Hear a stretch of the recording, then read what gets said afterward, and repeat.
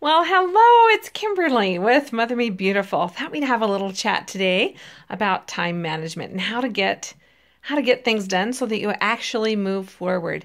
I love talking about time management and goal setting, especially at the start of a year. Most of us have goals and we start off the year with great energy and enthusiasm for reaching goals that we set and then somewhere mid-year we go, what happened to, my goal of whatever it is, right? So when you have a goal, it's great to understand the why behind the goal, right? So that you can get excited about it. Hard to move forward on something that's not exciting, that you can't put some heart behind. But once you have that done, it's really important to break things down into daily tasks. And I love attacking the start of each month, asking myself, what three things that I could do this month that if I achieved this month would inch me closer to my goal, right? On whatever it is. Perhaps my goal is to lose 10 pounds this month, which is actually very safe, right? We don't want to lose more than 2 to 3 pounds, a couple pounds, 1 to 2 pounds a week. So if you figure that out, 2 pounds a week, that's about 8 pounds a month. That's a safe, steady weight loss. But in order to do that, really, it's not going to happen if I'm just thinking about it. It's going to happen when I do the daily things that naturally take me in the effort and the direction I want to go. You see, we are where we are today because of the things that we've just done on habit. I'll bet you that you don't have to set an alarm to brush your teeth every day. I bet you don't have to put it in your date book to, shower every day. Those kinds of things you do automatically because you've done them for a long, long time. So if you think about where you want to end up, then the next question is, what would somebody who weighed this much, or what would somebody do who made this much? What would somebody do who had the time to travel? What would that person be doing on a day-to-day basis, right? And then we do those things and we make them our own habits. That's really where the power comes in. And habits only become habits when you do them repetitively. So for a while, you might have to schedule some time for yourself to exercise, right? You might have to actually come up with a meal plan, right? Or strategically plan your groceries. And I love my Google Calendar. I love it because it alarms for me and I don't miss important appointments and stuff. But I love my mom planner. I love my date book because I can break things down. I can talk about my goals and what are my important things to do globally. I can enter my appointments, and then daily I can enter my tasks, right? What kinds of things, what activities do I need to do to be able to reach those goals, right? Because it's the activity that's going to make us successful.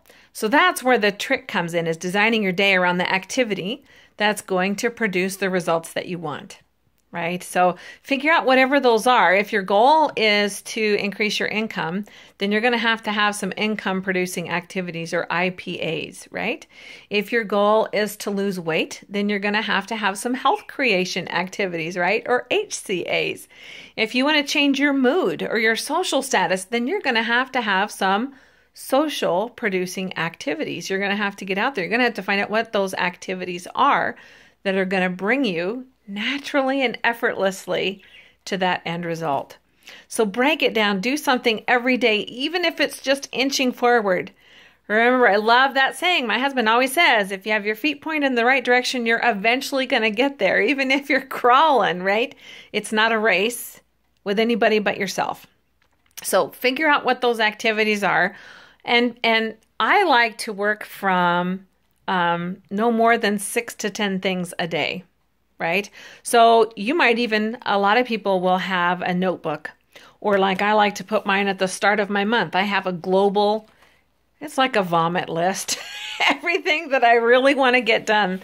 And it doesn't necessarily have to be done in that month, but it's a global list of what things are bugging me, right? So it might be that my house needs to be painted. I'm not going to go paint it in the middle of the winter, but I know it's coming.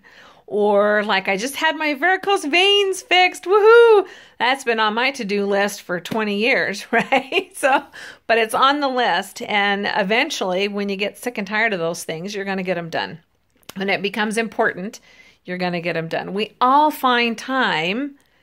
If time is your objection, I can't do that because I don't have enough time. Think about the fact that we all create time for the things that are most important to us. So when it becomes really important to you, I promise you, you'll find the time. I don't have money to do such and such. When it becomes important to you, you'll find the money to do that thing that's really important to you. If it's important, you have a passion about it, a desire, let that desire burn within you until it becomes a driving force. And that's like the gas in your tank. So figure out what those things are. Like I said, I like working from my vomit list. And then from that vomit list, I pick the main things that would really make a difference in my year. And I pick those things per month.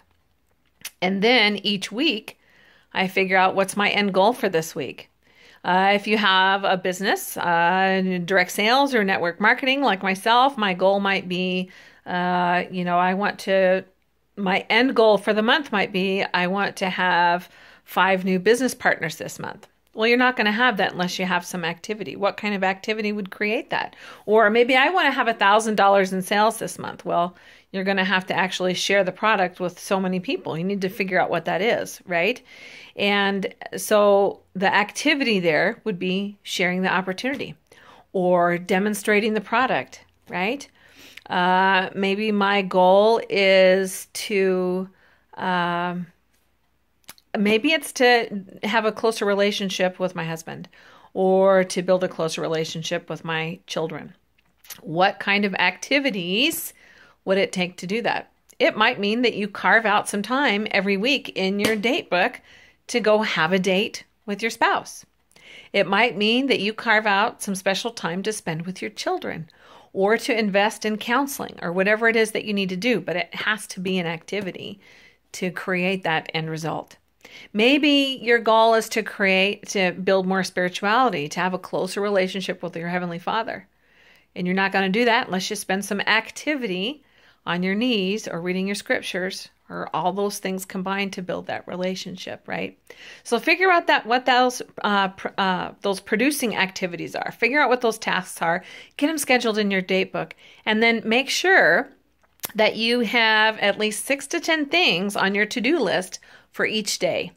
And I like to do that the night before because my mind percolates, okay? And plus, I know that if I have a lot of things to do, I love it because Saturday, my day off, my big day off, if I have a lot of personal things I want to get done and I have them on my list the night before, I'm not tempted to sleep in, right? I'm going to get up and I'm going to get at it. And so when you do those things the night before, your brain goes to work to figure out, I got to get up. I got to go. I want to get my exercise done early so I can have that energy with me during the day to accomplish the stuff. That exercise is really important to me right now, so I'm going to knock that out first. Or like Brian Tracy talks about, eating the frog, right? What's the most difficult thing on your to-do list the night before? That needs to be one of the top things you have done. Because even if you have a crazy day, and all of us do, where our days just kind of go awry, at least you've done that biggest thing. Out of those 6 to 10 things, what 3 things would have the most impact for your day, right? And you can do 3 things. And if your day goes all awry and tragedy happens, you can at least get 1 done, right? So break it down for the year, have your vomit list, break it down by the month, break it down by the week, right? And then break it down by the day and focus on the activities. What I found is, and I don't know, it might just be me, but if I focus on a goal, I miss it every time because I'm not focused on the activity. If instead I have that goal playing in the background of my head, but I'm really laser focused on the activity, somehow it all seems to eventually work out that I achieve that goal. Might not be on my time frame. I'm famous for never hitting a goal on time, but I know I'll eventually get there. I have great faith in that because I know it works. Try it out. I would love to hear your results. Try it out for the next 3 months and then let me know what results you have.